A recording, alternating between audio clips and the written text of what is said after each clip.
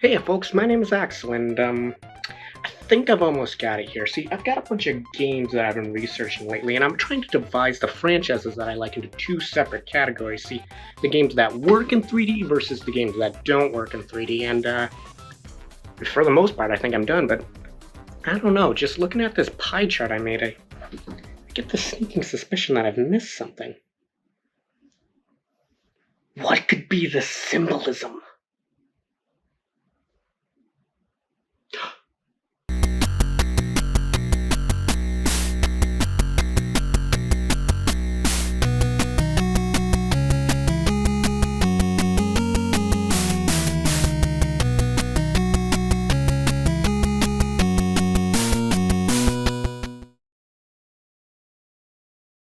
It may not come as a surprise to some, but as the game industry gets bigger and more technologically capable, so do too the games that come with it.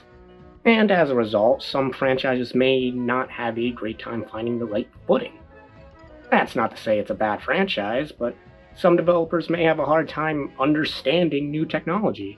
And that doesn't only mean graphically, I'm talking about new tech in general. Taking advantage of new ways to play and interact with games takes a deep level of understanding with your platform's capabilities. Now, this is a wild comparison to make, and it frankly might piss some people off, but motion controls. I broke a TV because of this. A concept that really came into the mainstream thanks to Wii and Wii Sports, a concept that still to this day is being used, still has limitless potential to be used in new experiences and TV destruction.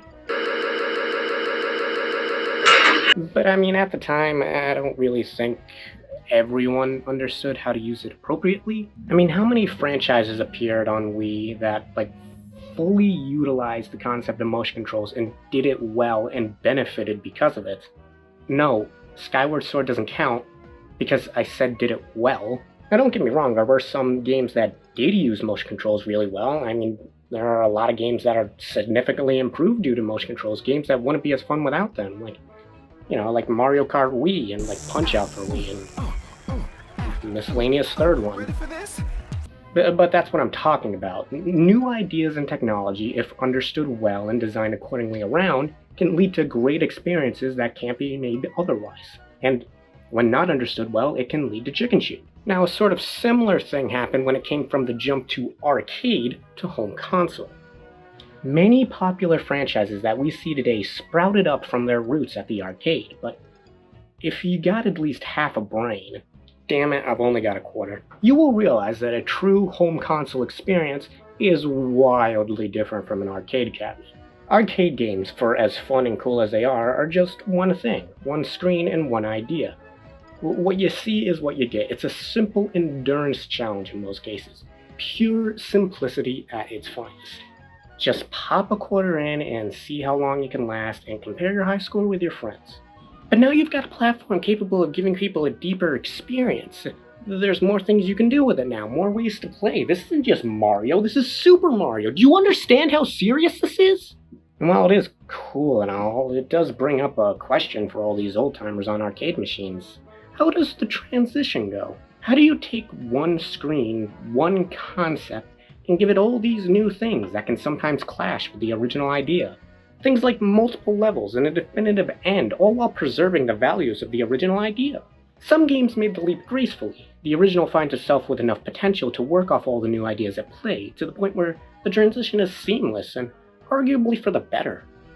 And some franchises opt to go in a completely new direction, basically only using a few ideas or characters from the original, but other than that, just doing whatever it wants. Pac-Man just kind of said f it and did whatever it wanted for a while there. And then one day it casually dropped this game after about 20 years of doing f all. I'm only joking, of course. Pac-Man has had a long, in-depth history spanning both console and arcade cabinet alike, but I mean, I don't see any reason to get into all that now. Why don't we just play the game and we can talk about whatever when it comes up, eh?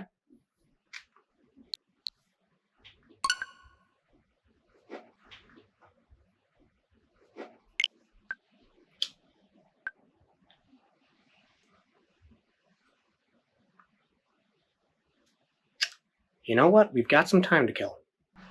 So, do I really need to tell you what a Pac-Man is? He's the little yellow guy with the dots, and he eats them. He's an exorcist. Pac-Man is just one of those things that just ascends past mere popularity, rising beyond the genre and the medium, right into the eternal paradise of pop culture. There's not a person alive that, at the very least, doesn't recognize the imagery of Pac-Man. Like the iconic 3 circles that make up the Mickey Mouse silhouette, when you see the circle with the triangle cut out of it, you know what you're looking at. Even if you've never touched the game in your life, even if you don't even know what Pac-Man is, you would at least recognize the shape. In my opinion, one of the inevitable reasons as to why Pac-Man was so universally loved was due to how approachable and understandable Pac-Man is as a whole. This one screen here is all Pac-Man is, or at least the original. There's a maze, you eat dots, ghost, eat them all, get points. There's no one who could mess this up. No one looks at this and thinks to themselves, what am I supposed to do? But that of course leads to a noticeable problem. Where do we go from here? Simplicity does indeed make things more approachable, but at the cost of experimentation with new ideas. How exactly do you take such a simple concept and expand upon it more? Sure, you could do things like adding new mechanics or gimmicks to differentiate, but how much is too much?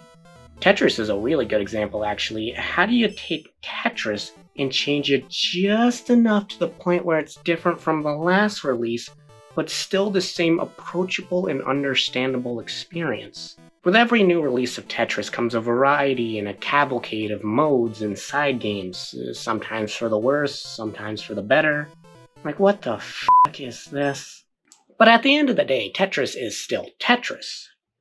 I mean, you can't just take the L piece, give him a sword, and put him in an RPG or something. Granted, that would be awesome if you did, but it wouldn't be Tetris now, would it? No matter how much you change it, you still need to change it with respect and admiration for the original idea, as to not make it too radically different and to have it still feel like Tetris. No matter how much the franchise evolves, changes, or grows, it's in the company's best interest to, at the very least, do so with the intent of preserving the feeling and the core values of what came before it. It's sort of similar with Pac-Man. There isn't a whole lot you can change about just the basic Pac-Man formula before it just doesn't feel like the same game anymore. And to be honest, this was also the case with many other franchises that started out on the arcade. You know, like you got your Donkey Kongs and Marios. Those are nothing like the original games. But is that a bad thing? Hell no, it is not, and I'll murder your whole family if you say otherwise. These franchises are fantastic. They have had their ups and downs, absolutely. I thought you were at the bottom, Donkey Kong, but then you just started digging. But those ups and downs were achieved through constant experimentation with gameplay and style. Different does not mean bad, that needs to be made very clear. A lot of the time, different means interesting and fun. But something else different often means is risky.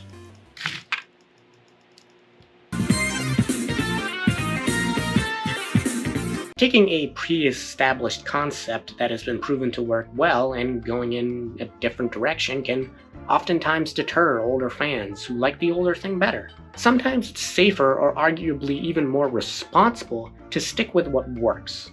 In his early years, Pac-Man found success in his comfort zone and arguably little else.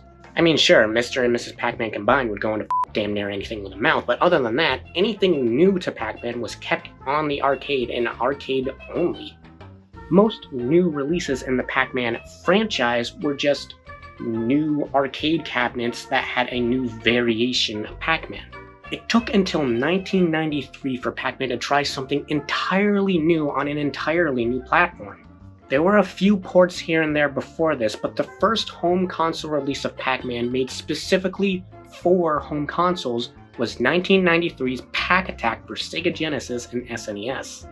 So this is a big step, the first big step really. A new idea, a different direction. I mean, what did they decide to do for Pac-Man's console debuts?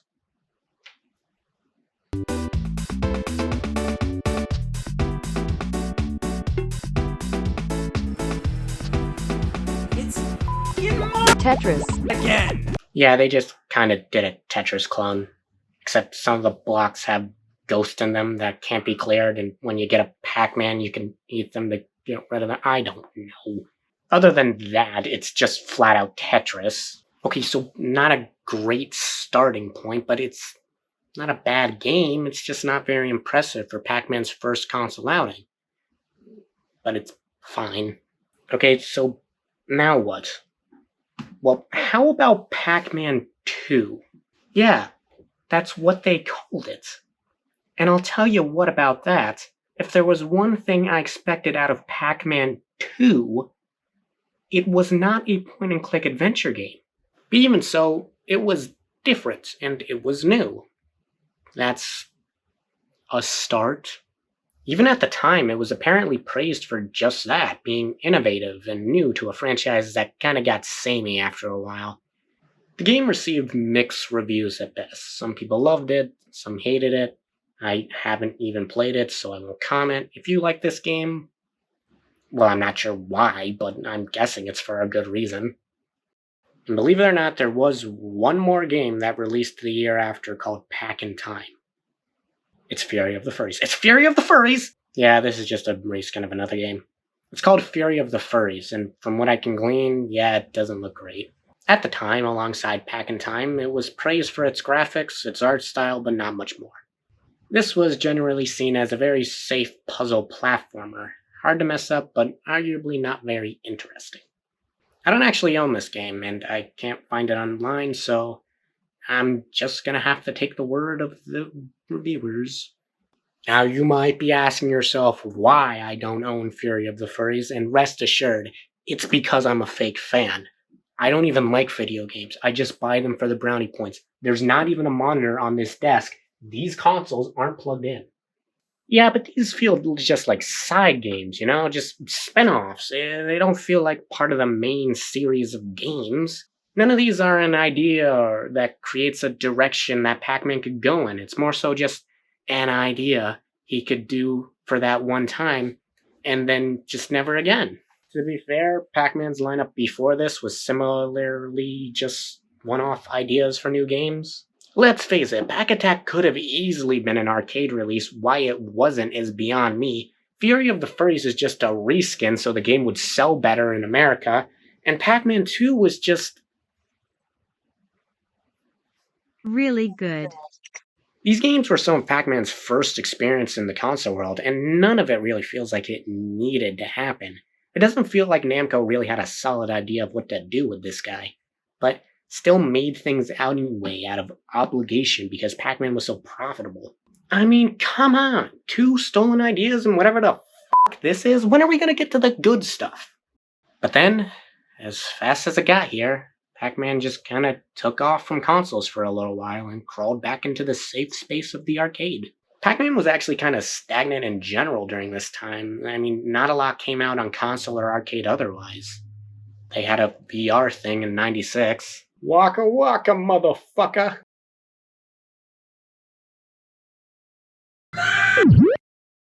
But it just seemed like Pac-Man wasn't really doing anything at the moment. Just making money off the quarters of the arcade cabinets that, at this point, were being used less and less. And then 4 years later, they dropped a fucking 3D platformer. That is ballsy. And I absolutely love it. We can get into technicalities all damn day. If you want to count Pac Attack as the first major evolution of this character, go right ahead. But to me, this game was Pac-Man's real debut into the console space. It was a new idea with real ambition behind it that took an older character and meticulously redesigned many aspects of it in order to create an experience that couldn't be done otherwise and create a new direction that the character could potentially go in the future. That is what a gaming evolution is and is supposed to do. I don't care what you have to say about it. Pac-Man 2 is not the future of this character. I'm actually quite fond of Pac-Man World Series in general.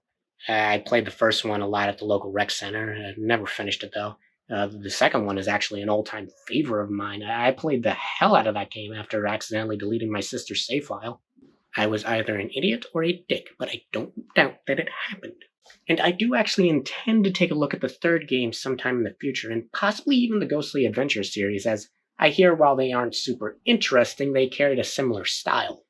I can sort of understand the sentiment that a very linear 3D platformer doesn't really capture the essence of the original high score based maze game. I mean, these two things have less in common than me and a healthy lifestyle. But I don't know. For some reason, the style fits for me. I think it suits the franchise for some reason. I mean, just look at Donkey Kong Country. That game pretty much shares just one character and barrels from the original game. Sometimes a redesign is viable and oftentimes even necessary for a character of any medium to adapt to a new landscape and new era of people who want to be entertained by it. Whether that be just the character itself or everything that the character does. But, I mean, I love 3D platformers, so obviously I'm biased. So in June of 2022, when it was announced that a remake was coming to Switch, releasing later that year, I was pretty excited. To me, this is obviously an attempt at Namco to gauge interest in the series, seeing how Pac-Man's 3D platformers are very nostalgic to a lot of folks nowadays. And how Ghostly Adventures wasn't seen as anything special, it wouldn't surprise me that with the modest success of Re-Pac, they are actually eyeing up to return again to the old style for future remakes or possibly even a continuation. But regardless, we will be talking about Pac-Man World Re-Pac today. Why are we talking about Pac-Man World Re-Pac? Because I just got done with Balan Wonderworld and I need a palate cleanser before I go headfirst into Bubsy. Hey, speaking of which, is the update almost done yet?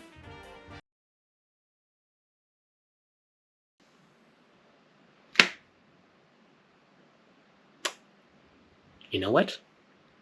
Why don't we just start the game and I'll mention what the updates do later. So,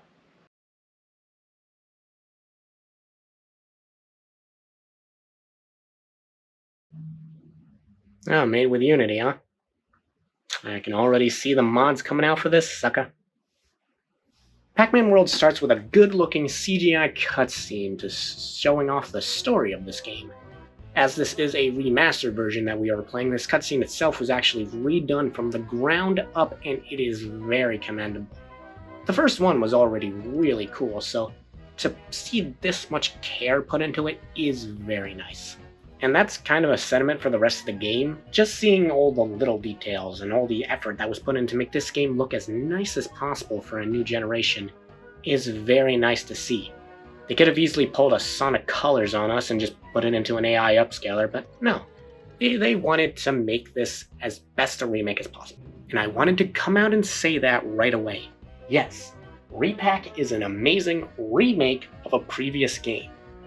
It is a really great remake, but I'm not going to be judging it as a remake. I mainly wanted to talk about Pac-Man World in general and some of its design philosophies that I found rather interesting. So take this as me just using the remake for convenience sake and judging Pac-Man World as a whole. So Pac-Man's family is getting ready for Pac-Man's birthday party. The ghosts from the original game, Inky, Blinky, Pinky, and Clyde, are actually henchmen in this game, working for the evil Talkman, who will be our villain for the evening. They've been sent out to crash Pac-Man's birthday party and kidnap him so Talkman can be Pac-Man instead of him and get all the attention for once. Right off the bat, I like this guy's design, hate that he's not in the game much. Although Pac-Man isn't actually even here, seeing how this is supposed to be a surprise party, so the ghosts only find the rest of Pac-Man's family, who all look identical to Pac-Man himself. Like seriously, each and every one of them could be mistaken for a twin. You know, like his dad, his kids, his wife. Oh no. Man, even the dog, huh? Anyway, so they all get captured instead of Pac-Man because the ghosts can't tell them apart. Pac-Man arrives only to find a poster of Talkman advertising his birthday party at the evil Ghost Island. Go get him. Alright, I'm liking what I'm seeing so far. Let's start the... What kind of terms and conditions are required for Pac-Man? It's Pac-Man. I'm not sure what the point of this is. It seems redundant. Like, it's a remake of a PS2 game. Why would it need this? What could be here to possibly justify this? What, do they get to access my Switch data? Holy shit, they actually do. In-game currency? Sexual harassment? What in God's name? I have never read the terms and conditions before, man. Is this par for the course? Like, is this just on all of Namco's terms and conditions? They just slap it in here, right? I refuse to believe that a remake of a 10-year-old PS2 game somehow worked microtransactions into it. I swear to God, I will drown myself in the bathtub if there are I swear to God. Why is it so long? It's fucking... It's still going! Okay. I got through. Oh god, there's another one. We collect information about your use of our game, including game account ID levels and completion scores and time spent playing the game? Why do you need to know how long I've played the game? Are you gonna tell me I've been playing too much and I need to touch grass? I have my disapproving father to do that. I don't need to be told by Bandai Namco too. So here we are. This game's pretty cool. So Pac-Man World's core gameplay could not be any simpler. Just run, jump, bob some enemies, grab some collectibles, get to the end of the level. Multiple levels in a world, world's ends in a boss, rinse and repeat till the credits. And while I do have, well, not necessarily problems with this game, more so just bitchy complaints, I will say that the core gameplay itself is very fun from start to finish. Not incredible by any means, mainly due to the fact that the core gameplay doesn't really grab me, but fun. Let's start with the controls for this game. First of all, this game is very, very close to a little something I like to call a schmoove game. Basically meaning that if you get a rhythm going, you can really flow through these levels in a very fast and satisfying way. A schmoove game is basically a game with a very fluid and rhythmic moveset. You can chain a lot of different moves together in order to blaze through certain sections of the game with ease, if you know the layout well. These games are some of the funnest games ever to speedrun, and I will say that on its own, Pac-Man's arsenal in this game is very, very interesting and fun. There's just a few little nitpicks. Basically, everything I am annoyed by with this moveset basically boils down to momentum. Pac-Man's arsenal is very fun in this game and plays into the schmoovy nature really well, just with a few exceptions to that. One of those exceptions being the bounce, but more on that soon. And by soon, I mean right now. So because this and this don't really mesh well together, Pac-Man was going to need a more fleshed out moveset for this game. You've got your standard run and jump, but we're going to have to spice things up here. So what's the one thing you can identify immediately after looking at this? That's right, he's a ball with a mouth. So a lot of Pac-Man's moves revolve around being a ball, mainly with rolling and bouncing. The primary move that you'll be using throughout this game is Pac-Man's butt bounce. This is basically one giant glorified interact button mixed with a ground pound. When in the air, you can press the button again to send yourself back to the ground and bounce off of it. Again, it's essentially a ground pound, except you can spring back up afterward. Bouncing allows you to open chests throughout the levels, interact with buttons, and defeat enemies who can't be defeated with a normal jump. It also gives you more height out of a jump, allowing you to reach higher platforms, and it's really fun to use overall.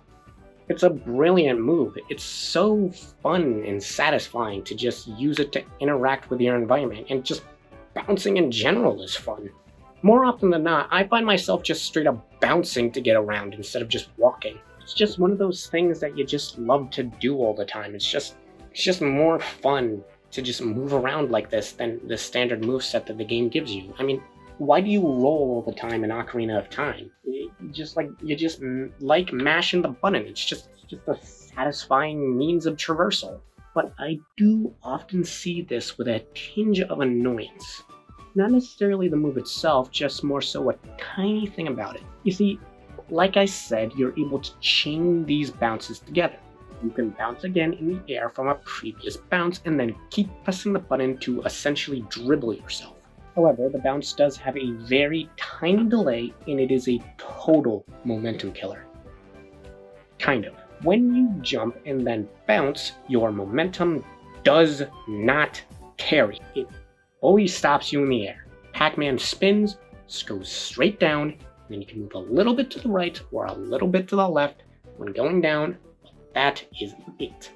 And if you want to bounce again out of your first bounce to chain them together, Pac-Man has to reach the peak of his jump height, then do the flip animation, and then go straight down again. Reach the peak of his height, then do it again, rinse, but don't repeat. Now, this isn't totally bad, and I see why they did it. Being able to stop completely, even in the air, and reach the ground on a dime is very, very useful. I mean, imagine if you were playing Super Mario 64, you jump off the ledge, you realize you might overshoot, and you go to do a ground pound, but instead of going straight down, you keep moving and fly off the edge anyway.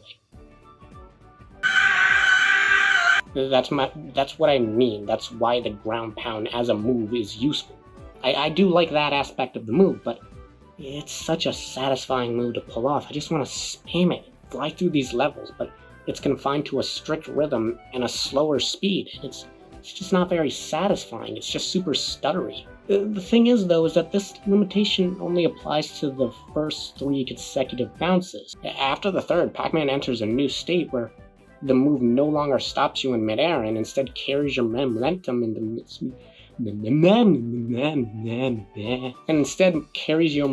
into subsequent bounces. Now the move has the same speed as the standard running, and Pac-Man doesn't need to go all the way down before bouncing again, meaning that you have a lot more midair control and can spam the move a bunch. Now this is what I'm talking about. This is fun. I mean, we're moving with this now. I mean, just look at me go. I'm pressing switches, I'm going up platforms, defeating enemies, and I basically never have to stop schmoving. Thing is, though, is that the bounce is so fun in this state that I kinda wish it was just this to begin with. I mean, I get it. Like I said, being able to stop in midair on the dime and go straight down is incredibly useful, especially in a game like this. That's why the ground pound exists as a move. Sometimes it can be hard to see where you are in relation to the ground below you. Sometimes you just want to be like, get me down now. I like having a ground pound. I like the bounce. But why do they have to be mixed together like this? I would have rather these be 2 separate moves, you know? You have the bounce, and it's like, it's free state where the momentum is not cancelled and you can easily change them together and spam the move a bunch. And then you have the original version of the move, maybe tied to like one of the bumpers or something, where you can just go straight down, and that move is used for precision. I don't think it's too outlandish, seeing how in the original game and even the remake, the bumpers go completely unused. Also, as an aside, I find myself accidentally plummeting to my death a lot with this move. I mean, you can't cancel it or anything, and it only requires that you're just slightly in midair, so I found myself running to a ledge, jumping just a frame too late, and instead of jumping, I shoot into the abyss at top speed. There's also the dash. You can run in place and then roll off at high speed.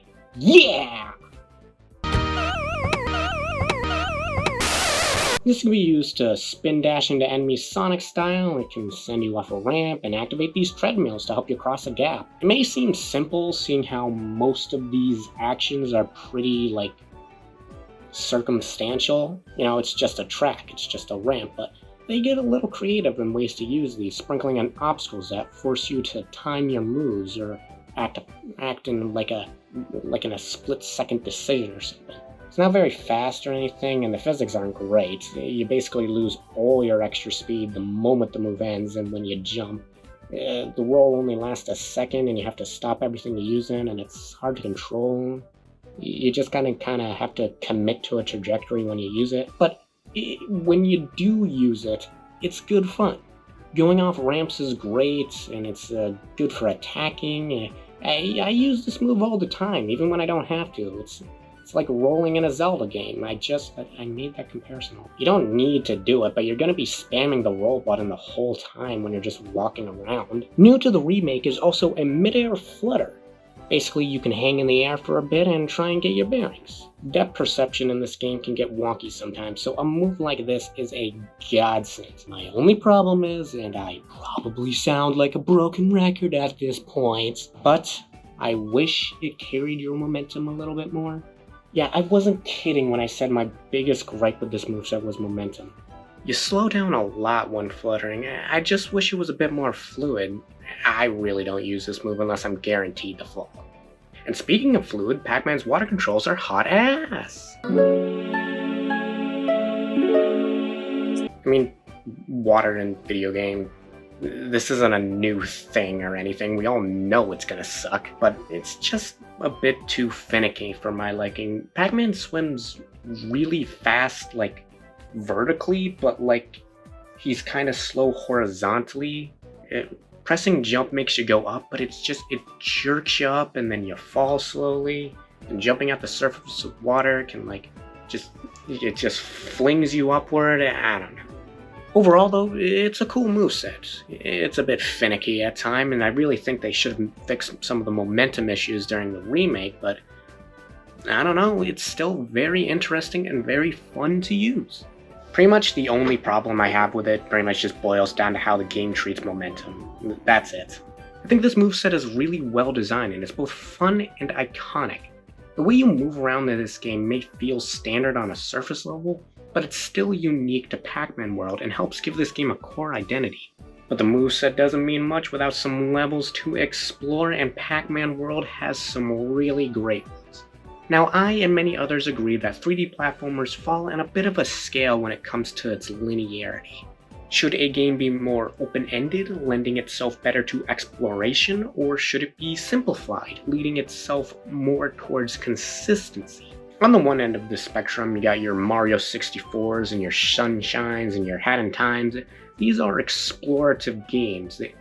They place you in a big sandbox place and gives you multiple objectives at a time. You're not necessarily constricted to a one-at-a-time mentality. It's more about searching around for stuff and finding little trinkets and discovering secrets. And while certain parts of the game unlock in a certain order, how you get to that point in the game is largely up to you, and no two people's playthrough will be exactly the same. And on the other end of the spectrum, you have the more linear gameplay. These are your Crash Bandicoots and your Mario 3D worlds, where instead of a handful of open areas to explore, you get a multitude of smaller A to B levels. This is less about exploring and more so about getting somewhere.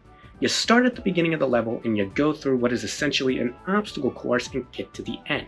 And your reward is another obstacle course.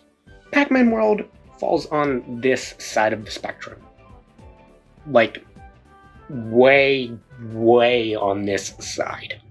Pac-Man World is essentially a 2D platformer that you can move towards and away from the camera. Linearity is not for everyone, and if it's not for you, then you aren't going to like this game, because it does not get more linear than this. I'd actually make the argument that in terms of linearity, this game is a lot worse than something like 3D World, for example. Now, what do I mean by that? These games are about the same amount of straightforward as each other, they're both just level-based. None of the levels have any openness to them. How can one be more linear than the other? Well, it can't be. A linear level is a linear level. I'm talking more so about the feeling of it. And that largely has to do with how the level presents itself to you. 3D World levels are linear, yes, but they also have a lot of variety and visual variance. Comparably, Pac-Man World feels a lot more hand-holdy than 3D World because of exactly how these levels are laid out. That doesn't mean 3D World doesn't feel hand-holdy, just less so by comparison. To put it in perspective, Pac-Man World feels like you're walking along a sidewalk, and 3D World feels like you're walking down a trail in a park. You know, it's the same shit, it's just a line, you just follow it, but one is far more interesting to look at. To help me explain, this is the wonderful 3D platformer adventure line! Alright, so check this out. This is a sloppy rendition of the first level of 3D World, Super Bell Hill. The adventure line shows us the route that we take through the level. Ah, see, this line is essentially groovy. Here's the same thing done with Koopa Troopa Cave, the second level. How about Mount Beanpole? Really Rolling Hill. Here's Beat Block Skyway. How about Bullet Bill Base? Now, as you can see, these maps and their respective adventure lines are all different and interesting. I mean, just look at them. They're all still lines, but no two of them are exactly the same. Here's the same thing done with a few different levels in Pac-Man World. You starting to see what I mean? I mean, hell's bells, 3D World is about as linear as 3D Mario gets, but at least it knew to include a new camera angle once in a while. I mean, just look at how all these lines change and bend and how they all go in different ways. Some levels have you move left to right, some north to south, some have you going straight upwards. They're all lines at the end of the day, but unlike Pac-Man World, those lines are neither completely straight or always identical in the direction you move in. Look at the colors used in Super Bell Hill compared to Beat Block Skyway. Look at the theming of Koopa Troop Cave compared to Sprawling Savannah. Dear God, that looks bad. Look at how the camera angle changes from level to level, or often during the level. Hell, listen to a few of these music tracks.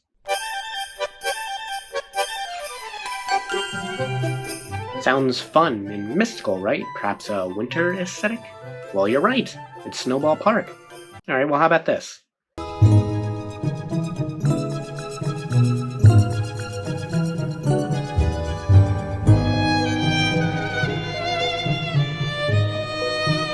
Bit spooky, right? Mysterious, maybe? Hey, it's a ghost house. Mario's levels feel linear, yes, but the developers went in and added as much personality and identity as they possibly could within the confines of that linearity. It's not a lot of identity, but it's some.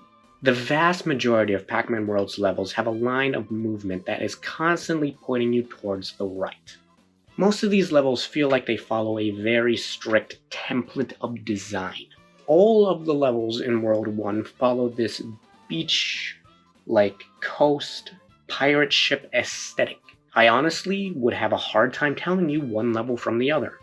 Mario's levels follow a template too, but it feels like that template is much less restrictive. Yeah, if you were to go to a grass level, for example, and any of the grass levels in this game, maybe you'd have a hard time telling one from the other. But they also don't have 6 grass levels in a row all following the exact same theme.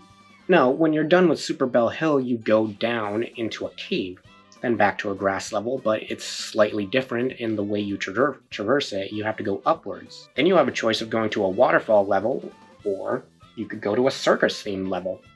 Then you fight the boss, then you go to World 2, then there's a Savannah level, then you have the choice of going to an underground level or another one that I can't remember. You see the point I'm trying to make though, right? You can make the argument that Pac-Man and Mario are about the same level of linearity in these games, but Pac-Man World just feels a lot more restrictive in its design and allows less room for experimentation, and any thinking outside the box is immediately put to an end.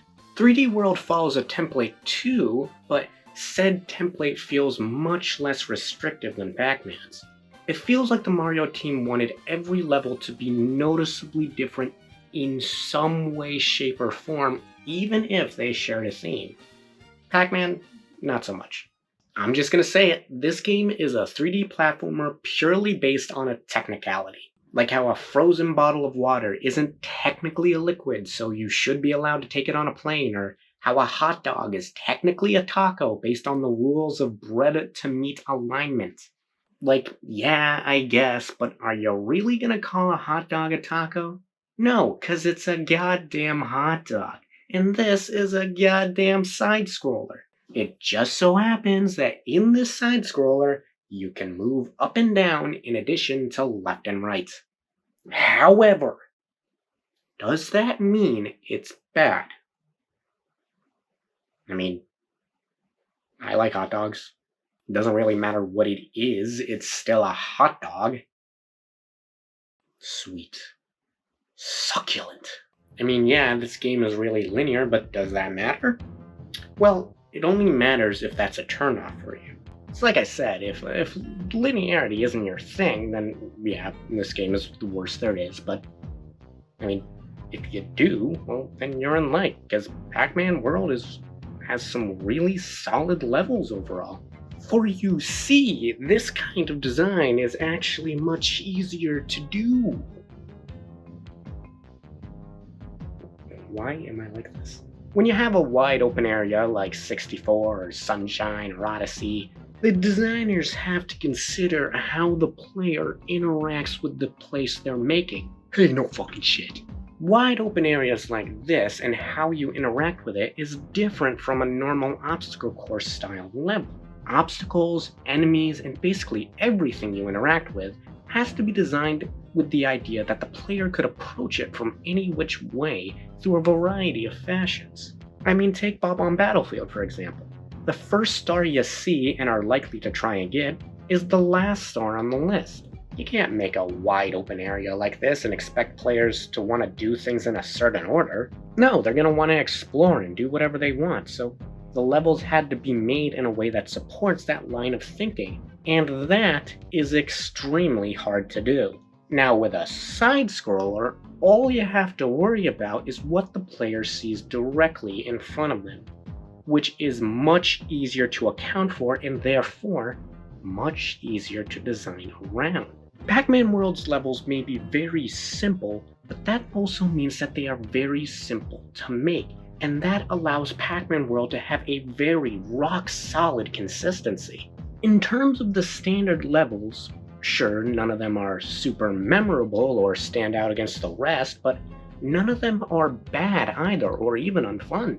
The opposite, in fact, this entire game is a pleasant jaunt. Not a high-energy adventure, but still fun. Not amazingly fun, but fun nonetheless, and that is what matters. It's really impressive, actually, that they were able to craft an adventure that is pleasant for 95% of the runtime. That's not an easy thing to do. Even the best platformers in the world have that one level that you would rather kill yourself than play again. But this game? Not so much. The less you have to work with, the harder it is to fuck it up. Pac-Man World's biggest strength is also its biggest weakness. The simplicity of this game hurts the design, yes, but it also makes it extremely approachable. Anyone can pick up this game and have a good time. Anyone can find value in this. It uses its simplicity to its advantage and crafts a game that can be viewed from 1,000 different angles by 1,000 different people and still manage to have most of those people be able to say something positive about it. And hey, it isn't completely barren from exploration, mainly in the form of its optional collectibles. None of these are even remotely required, but they do make for some good fun and add a hint of exploration to these levels, even if most of that exploration requires to get a thing and then backtrack. The main ones you'll be getting are actually Pac-Dots, like the ones from the arcade machine. Basically the coins of this game, but Pac-Man can actually use them as an attack where you can throw them. Pretty cool and gives them some value. The second main collectible is the fruit. Hooray. These give you considerably more points, and they actually double as keys to certain doors scattered throughout the levels. Once you get a certain one, you can use it to open a gate with the corresponding fruit atop it and get some goodies. These can be switches to activate secret areas, sometimes get a bunch of points or some fruits.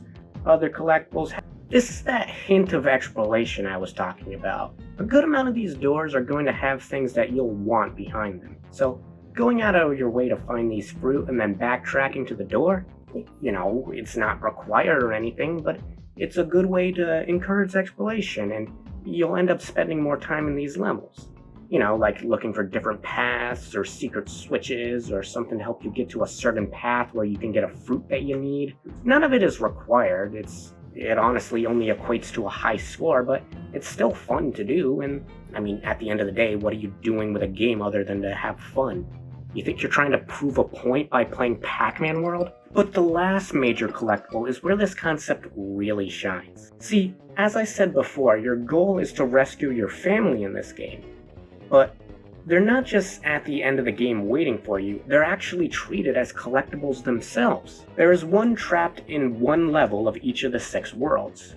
When you get to them, they'll instruct you to find a key for their cage hidden somewhere in the corresponding world. So, get this game has these letters as collectibles.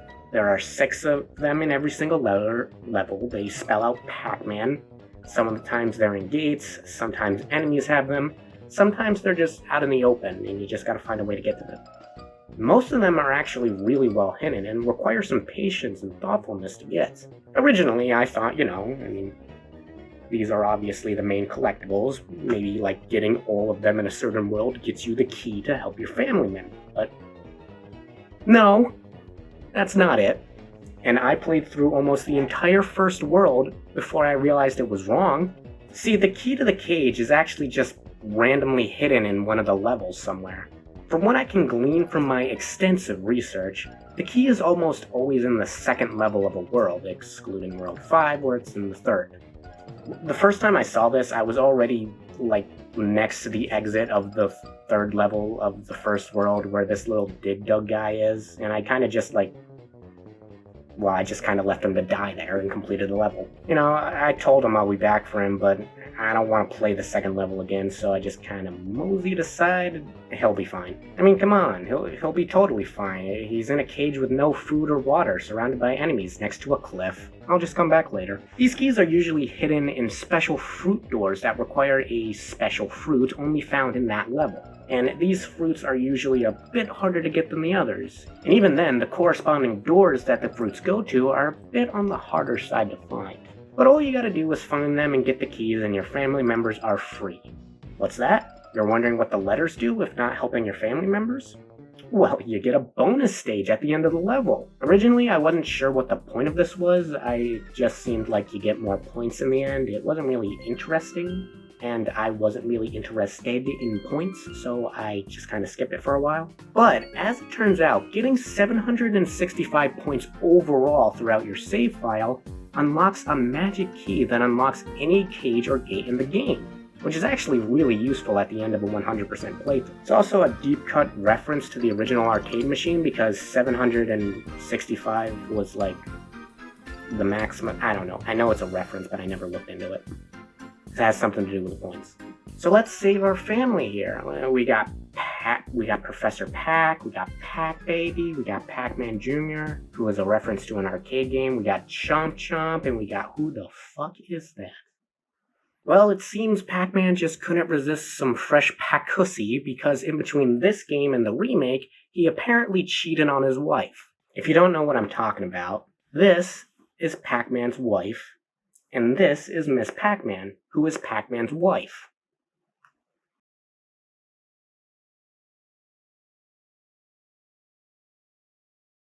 I don't think it's necessary to go into that entire history of Miss Pac-Man in order to explain this. Honestly, it could be a video in of itself, but the basic story is that Miss Pac-Man isn't solely owned by Namco. After the success of Pac-Man, it was inevitable that others would take inspiration from it. A company known as General Computer Development made a mod for Pac-Man called Crazy Otto and presented it to Midway, the distributors of Pac-Man at the time. They bought Crazy Otto and reworked it into Miss Pac-Man. And while Midway and by extension Namco do have ownership over the character, GCD still has the rights of royalty. So anytime Miss Pac-Man appears in a commercial product or anything of the sort, they have to pay them a hefty fine. And so throughout the last few years, Miss Pac-Man has kind of been slowly phased out in favor of less appealing redesigns. I'll tell you what though, even if they weren't trying to sweep an important piece of video game history under the rug, Pac-Man's design is just bad. She's got these weird high-heeled boots that are not proportioned well to the rest of her body. Same with the hands. Those lips are just unnatural. Why does she have lips like that? And those eyes, man. The cartoony eyes work for Pac-Man, but giving characters like this pupils is just creepy. It's too much detail for such a simplistic design. But whatever. We save them all and head for the final boss against Pac-Man. One thing I really love about this boss is that it feels like a real one-on-one sort of thing. And that really has to do with the fact that there's not a lot of waiting.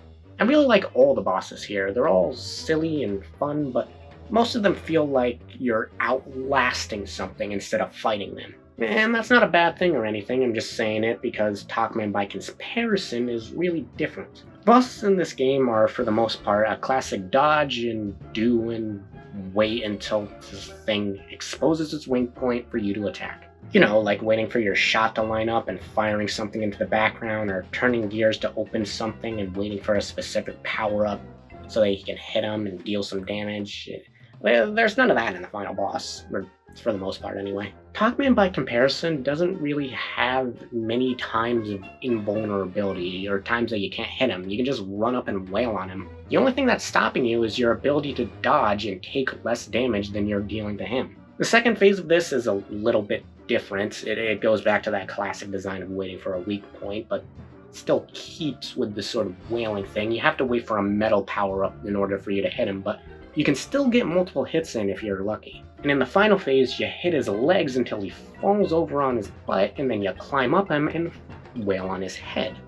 Something cool about this fight is that if you're down to a single hit, one of the family members you've saved so far will throw a piece of health at you in order for you to keep fighting. And this will continue for as many family members as you saved. So it's actually in your best interest to find these guys, because it makes the final boss a lot easier. But overall, I felt like I always had a chance to progress in this fight myself, and that I wasn't ever really waiting for a window of opportunity to advance the fight. But you go through 3 phases, bop them a couple times, and then you have yourself a power pellet and finish off with a quick time event. Now this is something that actually changed heavily from the remake to this game. In the original ending, it's revealed that Pac-Man was just a robot being piloted by a ghost.